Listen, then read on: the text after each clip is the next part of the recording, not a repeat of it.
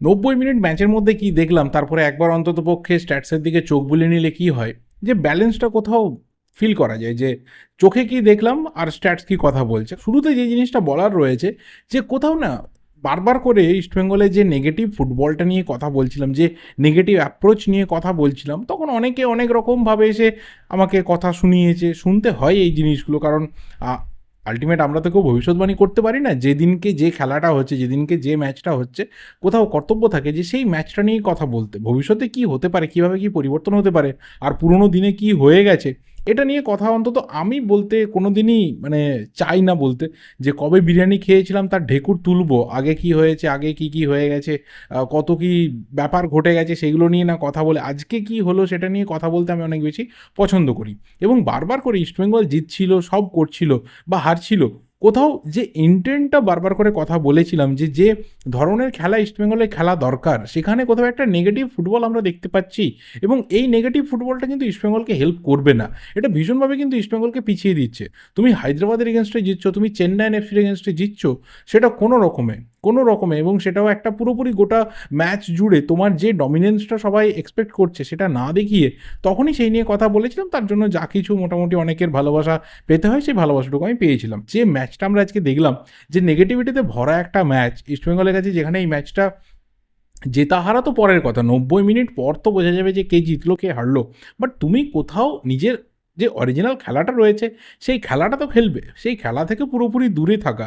এবং 90 মিনিট ধরে ঘরের মাঠে গোয়া তারা পুরো ম্যাচটাকে ডমিনেট করলো, ইস্টবেঙ্গলকে একটা কোনো পজিশনে বিট করতে দিল না। রাদার বলা ভালো যে একটা কোনো সিঙ্গেল পজিশন নেই, একটা কোনো সিঙ্গেল মিনিট নেই যেখানে মনে হয়েছে যে ইস্টবেঙ্গলের কোনো মুভমেন্ট, কোনো প্লেয়ার এসে গোয়ার প্লেয়ারটাকে বিট করে দিল বা পজিশনটাকে বিট করে দিল। বেশ কিছু ক্ষেত্রে সহজ সুযোগকে হেলায় নষ্ট করা, পোস্টে বল লাগা, এবং অবশ্যই প্রভসুকান সিং গিল যেভাবে সেভের পর সেভ করে গেছে, অসাধারণ কিছু সেভ করেছে। সেই জায়গা থেকে আমি বলবো যে গোয়া লিটল বিট কিছু কিছু ক্ষেত্রে আনলাকি ছিল, না হলে এই ম্যাচটা ওরা হয়তো 3 থেকে 4টে গোল ইস্টবেঙ্গলকে দিতে পারতো।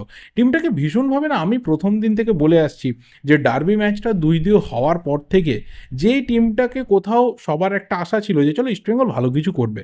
কারণ আমরা তো আলটিমেট যখন বাংলার থেকে ভিডিওটা বানাচ্ছি, তখন তো টার্গেটটা এটাই যে মোহনবাগান ইস্টবেঙ্গল ভালো কিছু করবে। মোহনবাগান লিগ শিল্ডের দৌড়ে যদি থাকে, তাহলে ইস্টবেঙ্গল টপ 6-এর দৌড়ে ছিল, সেটাই তো হওয়ার কথা ছিল। বাট যে নেগেটিভ ফুটবলটা তারপর থেকে হয়েছে, এবং অবশ্যই যে জিনিসটা আমি বারবার কথা বলেছি, যে কোথাও ওভার কনফিডেন্ট লেগেছে, কোচের কিছু সাডেন চেঞ্জেস, কোচের বারবার করে এই যে একটা টিমকে ঘুরিয়ে ফিরিয়ে বিভিন্নভাবে এখনও পরীক্ষা নিরীক্ষার মধ্যে নিয়ে যাওয়া, এবং যে প্লেয়াররা ফেল করছে সেই প্লেয়াররা ম্যাক্সিমাম গেম টাইম পাচ্ছে, এটা যত বেশি করে হবে তত বেশি কিন্তু টিমটার ক্ষতি হবে।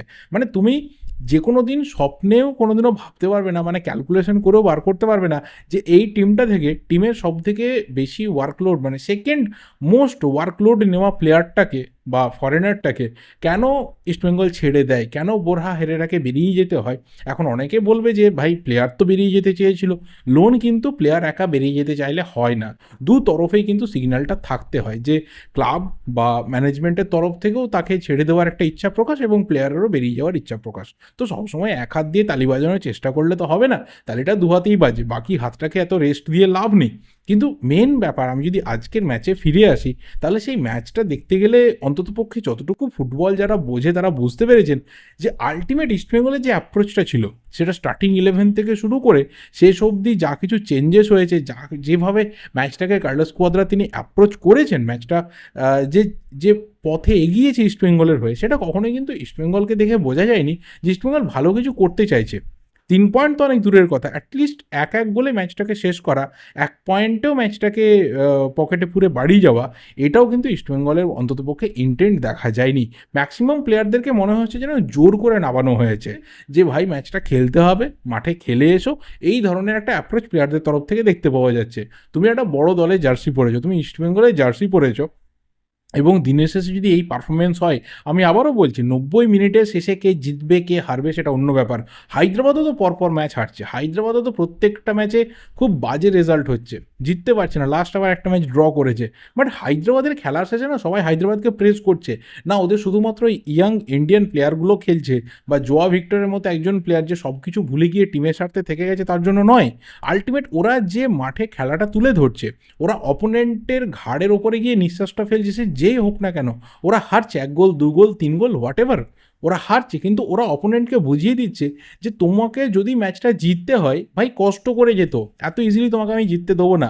আর ইস্টবেঙ্গলের এই খেলাগুলো দেখলে মনে হচ্ছে যে অপোনেন্টকে বলা তোরা খেল ভাই, আমরা এসেছি মাঠে 90 মিনিট কাটাতে হবে, যতটুকু করার করব। না হলে তুমি একটা ম্যাচ যেখানে ভাইটাল তোমার 1 পয়েন্ট দরকার, সেখানে তুমি জাস্ট একটা শট অন টার্গেট রাখছো, অপোনেন্ট 6টা শট অন টার্গেট রাখছে, তো সেখানে কোথাও পার্থক্যটা বুঝতে পারা যায় যে কি হয়েছে ম্যাচটার মধ্যে। দেখো প্লেয়ারদেরকে নিয়ে আলাদা করে কিছু বলার নেই, মানে কি গল্প করব, কোন কোন প্লেয়ারকে নিয়ে বলবো, কারণ প্রত্যেকটা প্লেয়ার তো জাস্ট নিজের যে খেলাটা ছিল, নিজের যে ছন্দ ছিল, সেখান থেকে তো বহু দূরে চলে গেছে। মাহেশকে নিয়ে এত পরিমাণে এক্সপেরিমেন্ট হচ্ছে, আমার দেখে ভয় লাগছে যে যখন ন্যাশনাল টিমের হয়ে মাহেশ নামবে, মাহেশকে ইগার্স টিমে ঠিকঠাক পজিশনে ইউজ করবেন তো? কারণ আমাদের দেশে প্লেয়ারদের অভাব নেই, কিন্তু একটা প্লেয়ার যে হঠাৎ করে উঠলো, আবার যদি 1 বছরের মধ্যে হঠাৎ করে হারিয়ে যায়, সেখানেই কোথাও ইন্ডিয়ান ফুটবলের দিকে সবাই আঙুলটা তোলে যে ভাই দেখো এখানে কেউ বেশি দিন কন্টিনিউ করতে পারে না, এটা আমাদের ইন্ডিয়ান ফুটবলের দোষ। তো সেরকম একটা লিস্টে মহেশ যেন না চলে যায়, এটা এখন থেকে ভয় লাগছে রীতিমতো।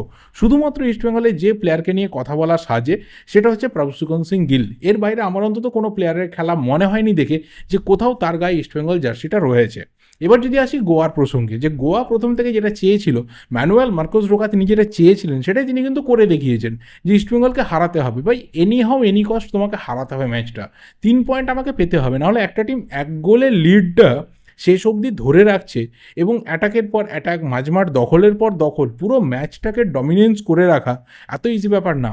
অবশ্যই কাউন্টার অ্যাটাক প্রচুর তুলেছে, ইস্টবেঙ্গল কোনো কাউন্টার অ্যাটাক তুলতে পারেনি, কোনো বিগ চান্স ইস্টবেঙ্গল ক্রিয়েট করতে পারেনি, এটা তো অবশ্যই ইস্টবেঙ্গল প্লেয়ারদের একটা ক্রেডিট ম্যানুয়েল মার্কোস রোকাকে দিতেই হবে। কিন্তু যেভাবে রোকা ম্যাচটাকে তিনি রিড করেছেন, যেইভাবে সময় মতো তিনি পরিবর্তনগুলো করেছেন, যেইভাবে সময় মতো তিনি তার যে ফরমেশন রয়েছে তিনি সুইচ করেছেন, যেইভাবে তিনি প্লেয়ারদেরকে আপ ডাউন করিয়েছেন, জাস্ট অন্য লেভেলের। আমি জানি না হঠাৎ করে কেন গোয়ার একটা স্লিপ হয়ে গেছিলো, এতটা স্লিপ আমরা এক্সপেক্ট করিনি যে ব্যাক টু ব্যাক 3টে ম্যাচে হেরে যাবে। একটা ম্যাচ হার ঠিক আছে, মোহনবাগানের কাছে হেরেছিল, পরের ম্যাচগুলো পরপর হারবে গোয়ার থেকে এক্সপেক্ট করা হয়নি।